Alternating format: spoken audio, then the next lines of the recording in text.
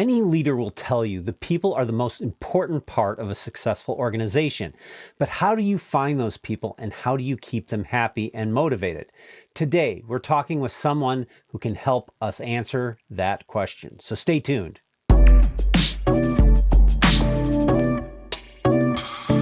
Hey everybody, this is Chris Brandt here with another FUTR podcast. Today we have with us Andrew Bartlow, CEO of People Leader Accelerator. Andrew has more than 25 years in the business and co-authored the book, Scaling for Success, People Priorities for High Growth Organizations. So let's hear from him about the state of employment in 2024. Welcome, Andrew. Thanks a lot, Chris. Really good to be with you. I'm excited to hear from you because we are in a really weird time for employment. I feel like it's, there's AI entering the workforce, people getting laid off, and some people having great success finding jobs. And, we're technically at very low unemployment. So it's like everything seems crazy right now. But before we get into that, you've got a long history in this space. Can you just tell me about, your story and how you got into all the HR stuff? I'm a career-long HR guy, human resources, right out of grad school, internships, worked at giant companies like General Mills and Pepsi right out of school. Started in startups during the dot-com boom and bust. I think I had my first top job at a company that went global and then went out of business during the bubble bursting in 2000, 2001. That's a good experience. It was painful, but it's good. Yeah, for sure painful and valuable perspective, hopefully. Yes. Looking back on it. And then for the next 20 plus years, I ping-ponged between, big companies and small companies and had a lot of enterprise experience at, again, companies that are Dow components that you would have heard of. And, tiny startups that most of them don't exist anymore. And the last in-house gig was at a company. Boy, what's it called when it's a $20 billion valuation? It's a double-headed decacorn or a dragon or something like that. Invitation Homes. I was the head of the HR function for them as they went public twice. Long story. It wasn't a SPAC, thank goodness. Pulled my parachute, started consulting, wrote this book. I'm a private equity operating partner and advisor. I do a bunch of independent work with CEOs at companies really of all sizes. And I lead, you mentioned People Leader Accelerator. It's an educational program for strategic HR leaders at venture-backed, founder-led tech companies. So pretty niche audience. You've been around the block. You've seen it all. So why did you start this, People Leader Accelerator? What was the thinking behind there? What did you see in the market that you wanted to fill in? Well, it was on the back end of my book being published, and thanks for the plug. Scaling for Success came out in 2021 during the height of the pandemic. So nobody left their house to go to Barnes and Noble to pick up the book. But it hit a couple of bestseller lists and Management Book of the Year nominated. That's awesome. That sort of thing. Yeah, it was cool. It was cool to get that. But you don't write a book for money. At least I didn't. It was trying to get some ideas. I've heard that before. I get 4-figure checks every once in a while from my publisher. And so the People Leader Accelerator came out of the book. Think of it like a really high-touch book club where I wrote this 200-page book on management practices at tech companies. And living and working here in the San Francisco Bay Area, I saw all sorts of wild, ineffective management practices. And, I had pulled my parachute. I was out of work. I was hanging my single shingle as a consultant and trying to figure out how to be useful. And I thought that collecting some of my management and HR learnings would be useful. And so People Leader Accelerator became a way to touch more people than would actually sit down and read a 200-page management book. So how do you fit into businesses? Like when you come into a business and they've called you in, and what does it look like when you step in there? Oh, it's a bunch of different things. So I have a portfolio of different services and offerings. People Leader Accelerator is this educational program, Yeah, usually for the top HR leader at a Series ABC company. gotcha. Um, my independent work, I'll work with. I won't name drop any current clients, but I could work with a member of the Fortune 500, a division. I could work with a Series A tech company, and that could be anything from mentoring a CEO, um, helping to redesign a performance management or compensation program for a company.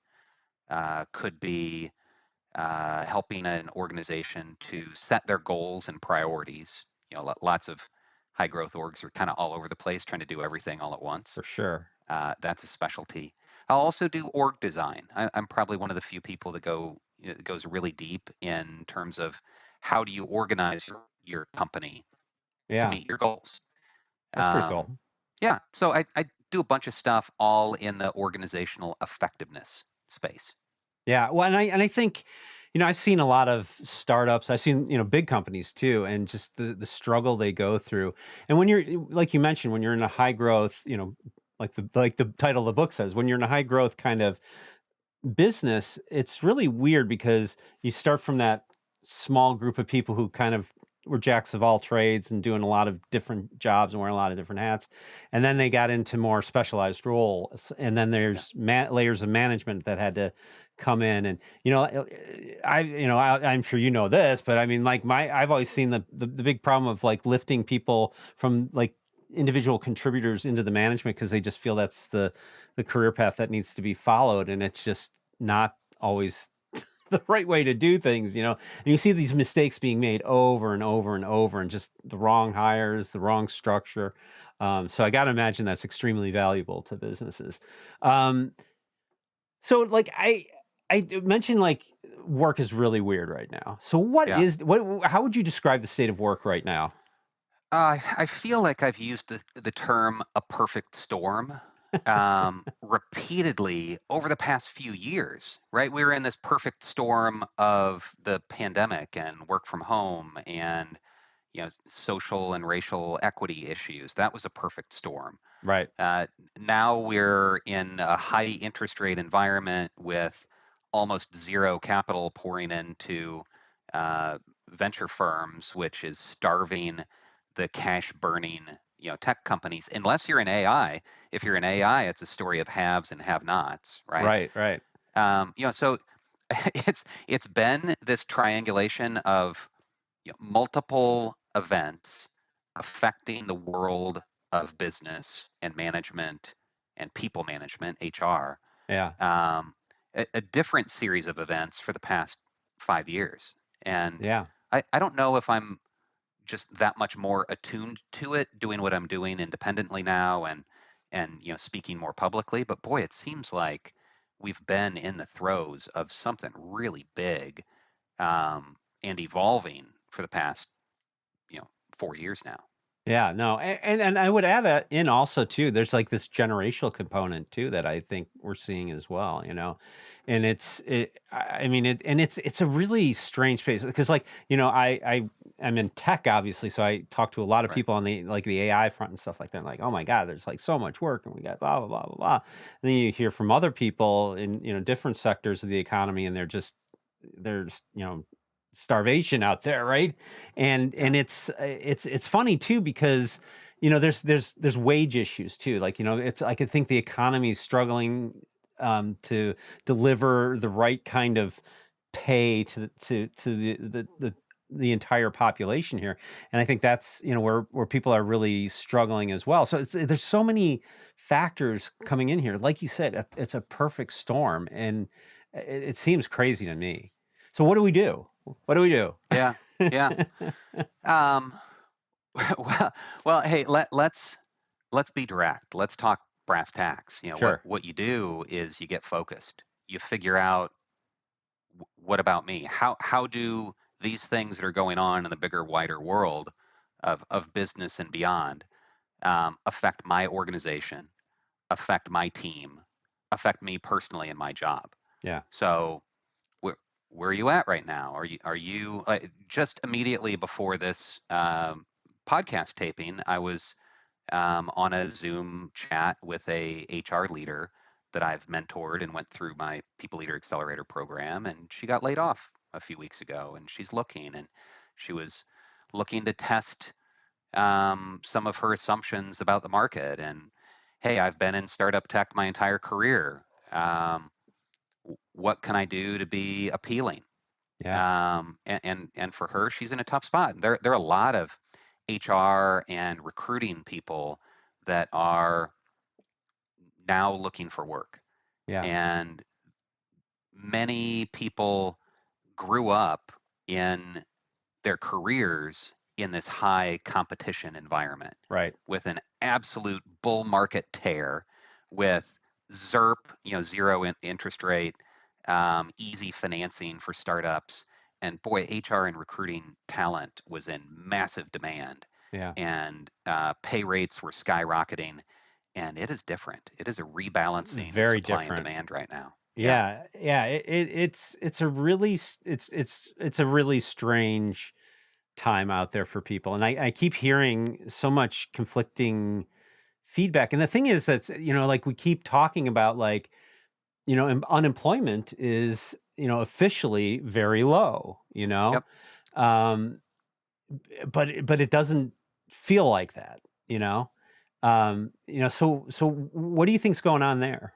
I'm really a giant nerd, Chris. I follow I like the nerds. Bureau. That's what we're here to promote. Nerds, more nerds. Yeah, love more nerds of the world unite. Exactly. Um, I follow Bureau of Labor Statistics announcements, and it's clear that with the COVID pandemic and many of the service workers and frontline workers that left the workforce, that some people argue that the government checks kept them out of work, and the extended unemployment and the COVID stimulus. Maybe I don't. There's not a I'm lot of not. money in those checks. I'm not deep enough into it to identify causation, but Yeah. certainly some correlation between the pandemic and work from home, and locations closing and government checks. And anyway, there was this crisis of finding um, skilled, but really any kind of service worker for a while there, right? The Great Yeah. Resignation was a thing. Right. Right. Those folks are back to work. Like everything's open now. I traveled. We talked about the conference I went to in Vegas, and Right. I 4,000 people at the conference. I think I saw 4 wearing masks, and of course I came away with a cold. Right. Um, Right. but people are back. Like the work, businesses are in business again. So that is a correction.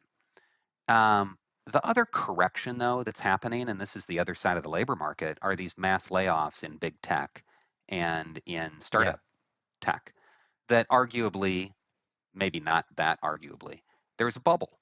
There's a bubble of massively increasing demand for all things tech during work from home, right? Hmm. Everybody became an expert on Zoom. And if you Right. didn't use Microsoft Teams before, now you do. Right. And there was lots of benefit accrued by technology companies in more distributed work. And I think we agree that there's more distributed work than there was. For sure. Um, but there's also been this shift, somewhat in concert with the interest rate environment, of a drive to productivity. Mm. I've referred to 2024 as the year of productivity. And if you can deliver the bottom line profitability results with half the number of people that are working at your organization, why wouldn't you? Why wouldn't you do that? So Right. there, there's been a shift from growth to profitability Yeah. in the broader market. And I think that's left a lot of people on the outside Yeah, as and a I result. and on that, I think one of the things that because now there's talk about the 32-hour work week again, and things like that, and there is this. Insert eye roll. Sorry, but really, really, like if some company wants to do that, great. I hope they have massive product market fit and a big moat. But like that does not drive productivity, giving your workforce 20% less time. Right. to Well, work. but I think that the underlying message behind that though is that the labor market's gotten increasingly productive. So we've seen record profits from company, but those Yeah, profits aren't making its way down to the workers. And so rather than saying work wages are too low, I think the conversation around 32-hour work week is compensate them with another day off, rather than that. I mean, I think it's really more of a wage discussion at this point in some regards than that. yeah. But I mean, I think I do see that. I see wages, people earning less than they used to I'm in I'm my area. I don't know if that's across the board. I'm an amateur economist Yeah. at best. I'm an HR guy, so I follow this to an extent anyway. And you hear the Fed talk about the wage price spiral, Hmm. right? And in layman's terms, what that means is when inflation occurs and people see their rent going up or see food being more expensive or getting a car or whatever, that they demand more pay to keep up with the cost of living. And in turn, that leads to their ability to buy these things, and then the producers can charge more. Right. And so it becomes this spiral of, Virtuous you know, virtuous cycles, right? Isn't that what they yeah, arguably virtuous, like I don't know, a death spiral of more that's inflation and more pay. So what I saw in the HR world was that pay increased pretty significantly, well above the baselines. So, World at Work is one of the better known compensation resources, and they Mhm. they do broad market studies. They actually lean on a lot of BLS data. Um, and historically, wage rates, companies will budget 3 to 4%. 3.5 median year over year. Right. Um, Over the past couple of years, prior to 2024, we were looking at Mm. 5.5. Tech companies were clocking in. Some of them had double digit, 10% plus pay increase budgets. Yeah. So there was definitely that effect of inflation is high, people are demanding higher wages. So that's real, Yeah. and when we have good data on wages, we're actually going up. And likewise for skilled workers and service workers, massive wage increases for them during this the Great Resignation and Yeah. whatever tagline Well, and we had at the it's time. kind of like you were saying. It may be just the perception of like wages, a correction in a bubble. Like wages grew fast for a while, and then because like I think every economy is the same way. It's not where we are today. It's where we are today compared to where we were yesterday. Right? That really matters, Yeah, and it's all that. So that's a yeah. tricky So thing. well, and it's not a straight line. Yeah. No. Just like your 401k investment doesn't go a straight line up and to the right. That'd be You'll nice. see some, yeah, it sure would. You'll see some peaks and valleys, and we've seen high inflation, we've seen high wage growth, we've seen lessening inflation, Yeah.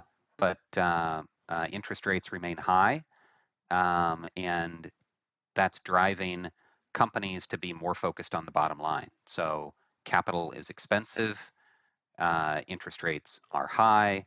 You're going to try to squeeze more productivity. Yeah. And that means really limiting the wage increases if you don't have to do it.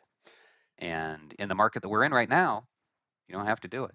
Yeah, I mean, I'm personally like I feel like, real wages have been low for a long time now. So like any correction that, distributes wealth a little bit better, I think, is a good one, but that's not necessarily how the corporations see it.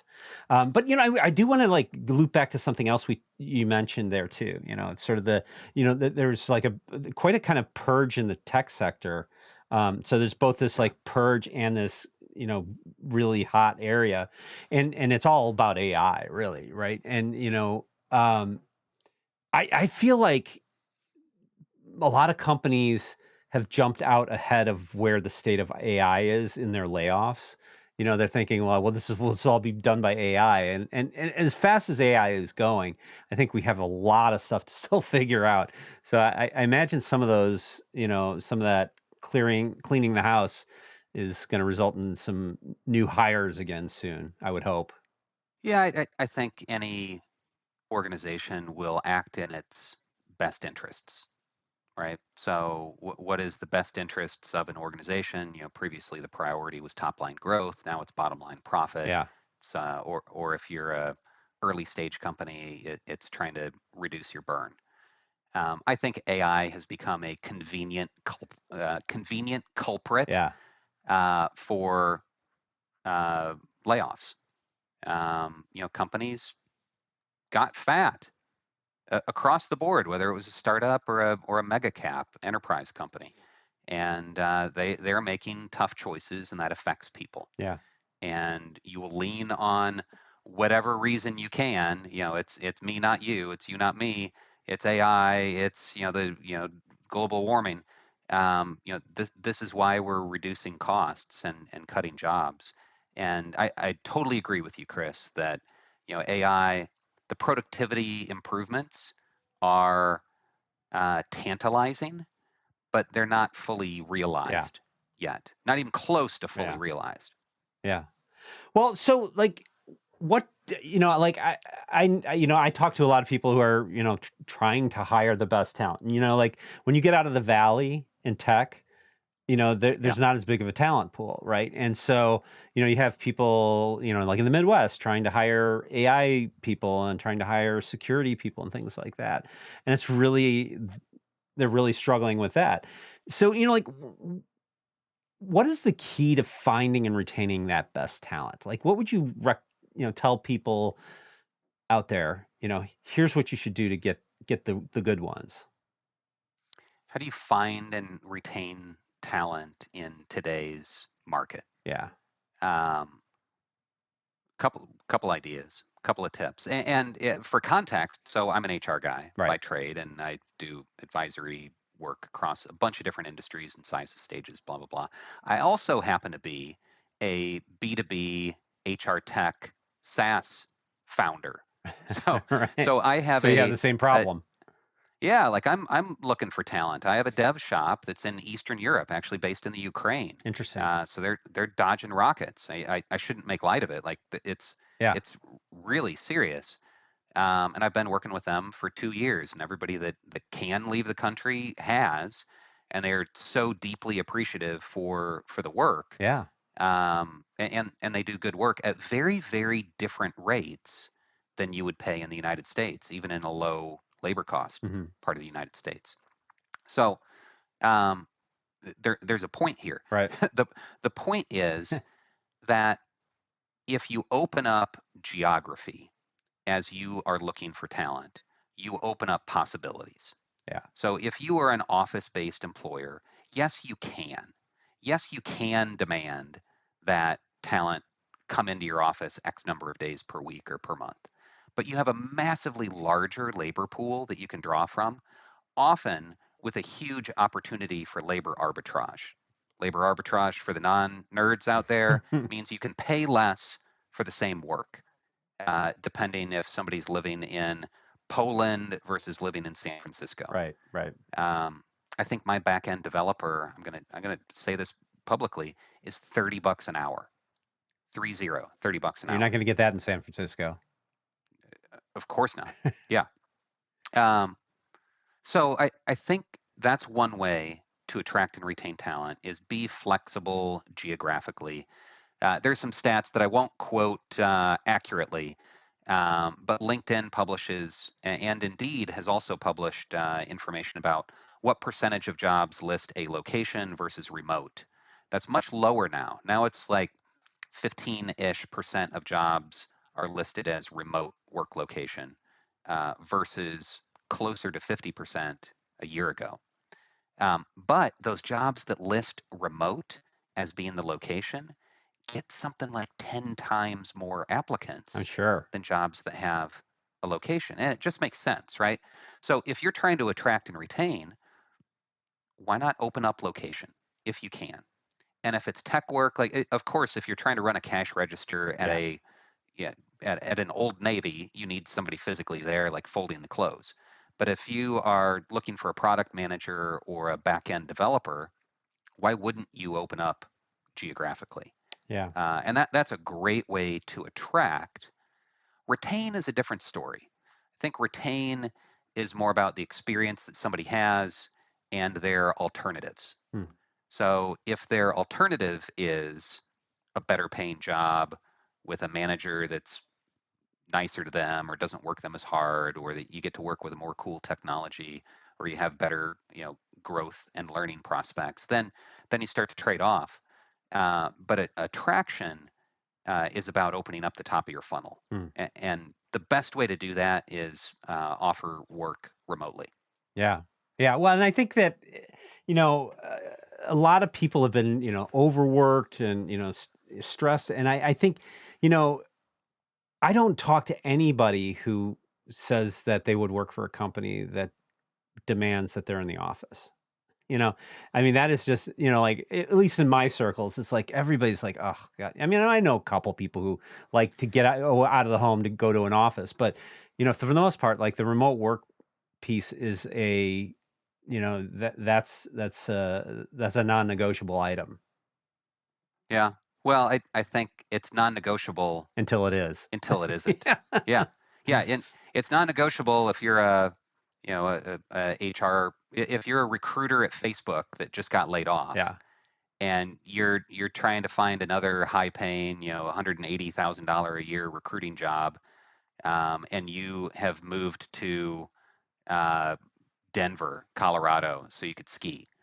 And how choosy can you be if you want to get a paycheck? Right. It's different. But Your realities will drive yeah, that. and but I mean, like in some regards, a lot of those tech workers, like moved out of the valley and things like that. They moved to Yeah. cheaper markets, like in Arizona Right. and Texas and places like that. So like their their needs aren't as great too. So maybe they can settle for something that's more enjoyable than than just the big paycheck too. So Yeah. Yeah. For tech workers, just the nature of the work yeah, means it's more possible to do more of it remotely. As a founder myself and as an advisor to senior executives, I understand the fear, the cynicism, the skepticism of, if I don't see somebody doing it, how do I know that they're doing it? And what you working on? where What you working on? yeah, like how do I know that my team is working on the right Yeah. stuff and that they're getting the help they need? You don't get the casual collisions that you do in an office. And I get it. I get the pull. I would argue, as a organizational effectiveness expert, that you should It's a you balance. should think about both sides of that seesaw. And yes, you might have more confidence because you can see your team and you can interact with them more easily by walking around, but you'll have a smaller talent pool. You'll be paying more for those people. There you know it's there's some trade-offs involved. Yeah, well, and I know, like, we were talking before about sort of the concept of hybrid, and how Yeah. that doesn't really get you much, right? Well, I have a spicy take on hybrid, and I've published that I think hybrid is the worst of both Yeah. worlds, as opposed to 100% in the office or 100% remote distributed. One of the bigger, so two big advantages of distributed. One is, well, maybe three. You open up the top of your funnel. Your labor pool becomes the world or the country or however big you want to make Yeah. it. Um, that enables labor arbitrage, so you can pay less for theoretically the same talent. Um, so that's talent pool upside of being Mhm. distributed. The other big distributed benefit that you get is commercial office space is really friggin' expensive. I It's did the getting cheaper math now. at one point. Yeah, it really is. Like San Francisco has cratered. Yeah. But at one point, the average square footage per person, Class A office space in San Francisco was about 150 square feet per person. So, call that a 12 by 12 space, and that takes into account common areas and Right. kitchens and blah. 150 square foot per person. Okay. And then at the average price per square foot of Class A in San Francisco, you were paying $18,000 per person per year to have commercial space to house them. And if somebody's making an average of 150, call it 180 grand a year, that's 10% of their Right. paycheck. Like, why would you pay that commercial office load if you didn't have to? Why not pay somebody instead of 180 grand plus 18 grand for their cube? You pay somebody 80. You pay somebody a third all in, and they're working in Yeah. Atlanta, or they're working from home in the suburbs of Or Chicago. they're in Ukraine. Um, I should not yeah, say or the they're in Ukraine. Ukraine I should say making 30 Ukraine. bucks an They're in hour. Ukraine. That's Yes. right. That's right. So that's those are the advantages of being distributed. It's both, talent pool, better value labor, and cost Yeah. avoidance. Um, Being in office um, fully, you get the casual collisions. You get the management by walking Right. around that was so popular in 1950s through 1990s, or even more recent. Um, Going hybrid, you lose all the advantages of Right. both of those poles, right? So people aren't really around, and you say you need to be in 2 or 3 days a week, but what days actually line up? Like, do you ever really have a full team? Do you ever really know when somebody's going to be there? It gets really Yeah. messy. You're still paying for the office space. If somebody needs to be there on a weekly basis, you can't have them work out of Poland. They're going to still need to be within commuting distance from the office. So your labor arbitrage goes away. Your talent pool size is constrained to commuting distance. So hybrid, you lose all the advantages and you have all the Yeah. disadvantages. You have the very lumpy, weird, productivity issues. You're paying for the space, and you have geographic constraints. Like, why be Yeah. hybrid? I don't get it. That's like the biblical story, or the Solomon story of splitting the Splitting the baby. baby. Yeah. Yeah, Except they made the wrong choice on that yeah. one. Yeah. Well, and it's interesting too. Like you see, there's huge backlash too for some companies too. And I don't know if you caught wind of the whole WebMD, debacle that happened where they, came in and they said, we're demanding that you come into work, 2 days a week or whatever it was. And they just got dragged through social media, you know? Yeah. I mean, social media is a mudslinging, event of its own. I encourage companies to think through their big Yeah. decisions and stand by your big decisions. Like, if you're going to let social media mudslinging, decide your workplace policies, you're in trouble. Well, I think, like when you Um, have it's like it's that bad PR all of a sudden. You got it's crisis PR mode you're in, with some of that because that blew up pretty big. I mean, I saw it everywhere. That didn't speak well to yeah, WebMD. I somehow Yeah, missed it. no, you should check it out I, because I guess I try to avoid it's a very WebMD. cringy video that they made. Telling their employees they Oh got to wow. come back, and it just got circulated everywhere. I'll send it to you later. I just try to avoid the site. Every time I open it up to check a symptom, I have like all the worst Yeah, diseases. yeah, So I just try to avoid it. yeah. It's like the googling your workplace equivalent, for googling your health. Right. Um, so okay, so like, how can you help HR people be better at doing all of this? I mean, Oh, what a great softball question. Thank you. That's really, that's not my business. That's my right? passion. Like, I've been an HR guy for a long time, and I wrote the book and I started this program because I was frankly really disappointed in the sort of people management practices that I saw taking place in Yeah, tech all around me and in the San Francisco Bay Area. And I saw HR people doing their best that kind of fell into the function, that were maybe recruiters that took on the broader, people and people ops roles. I saw, the rise of the foosball and ping pong tables. I saw the mental health and wellness apps, and all the stuff. Um, how can an HR person be better? It starts by understanding what your role is, and your role, in brief, is to help your organization meet its goals. hmm Start there. Start by understanding what your organization is trying to okay, accomplish. Maybe your organization is a food kitchen and you're trying to feed the homeless. Great, that's your goal. Maybe your organization is a for-profit enterprise and you're trying to bring in EBITDA. Maybe your organization is a cash burning startup and you're trying to increase ARR. Whatever it is, understand what your primary goals are and line up your efforts and your activities and your priorities with that. Where HR people go astray is where they become union stewards and employee Mm, advocates that set themselves up in a oddly adversarial way with management and ownership of an organization. And you start advocating for the people, that's a union mm, steward.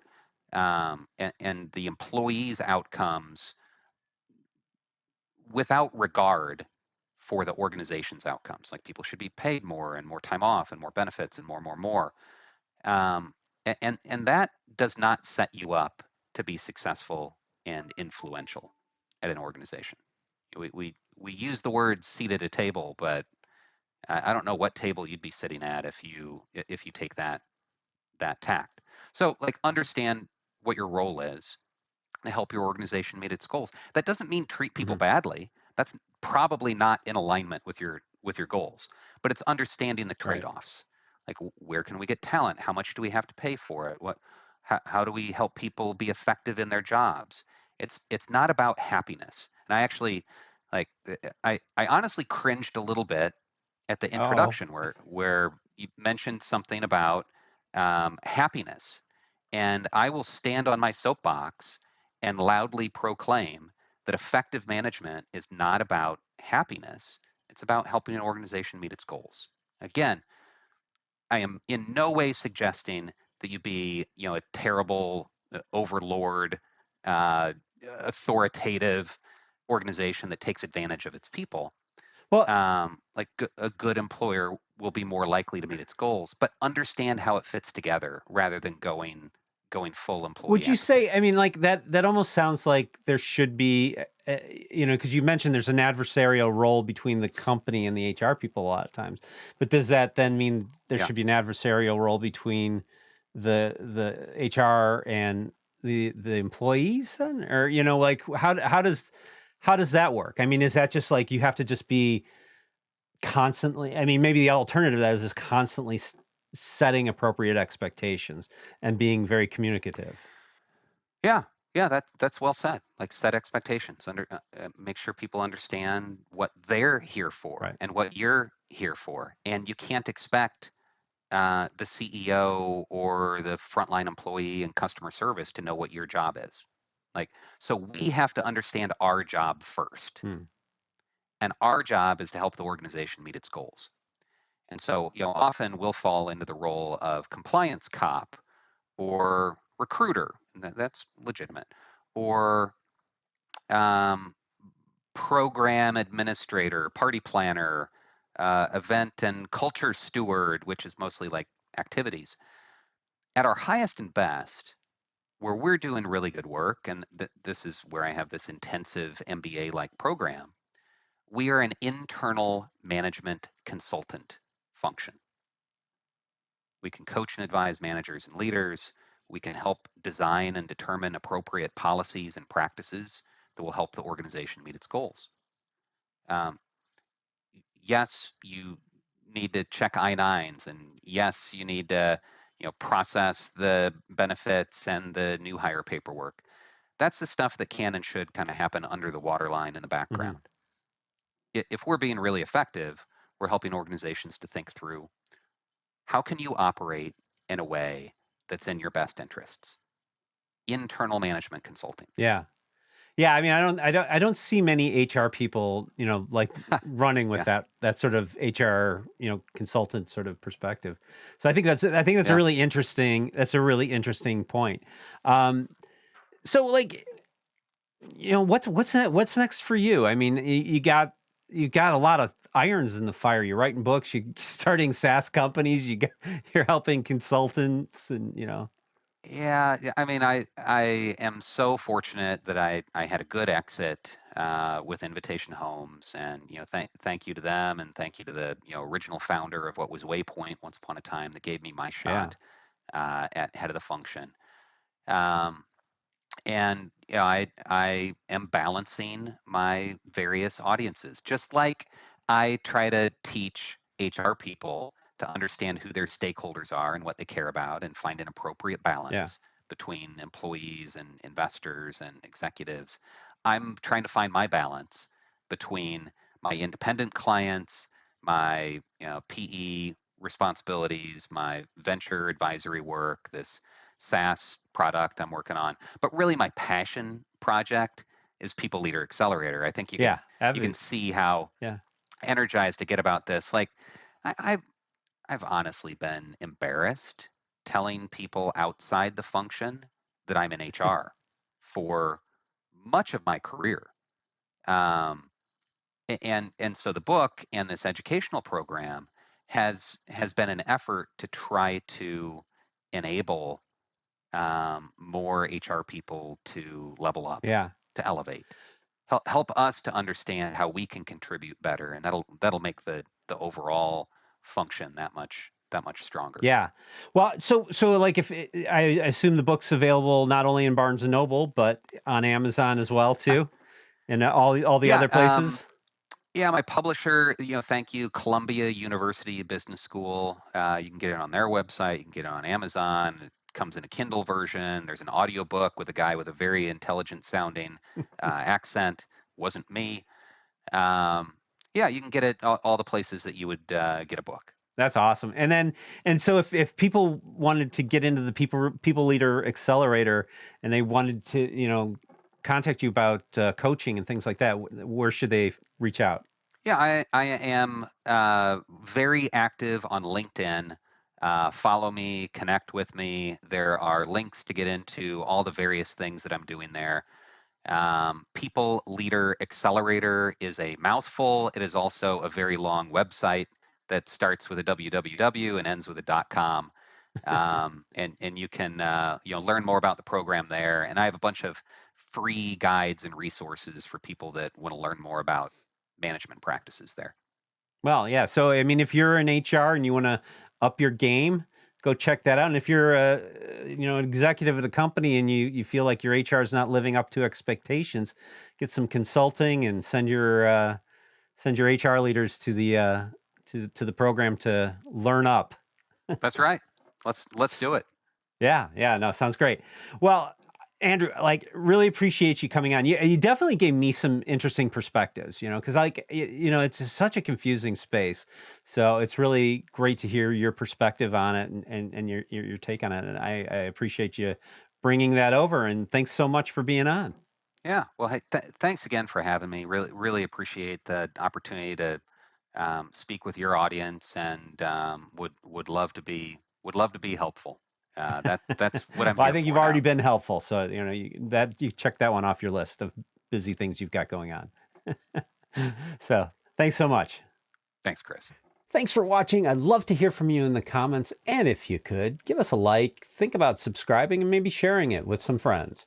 And I will see you in the next one.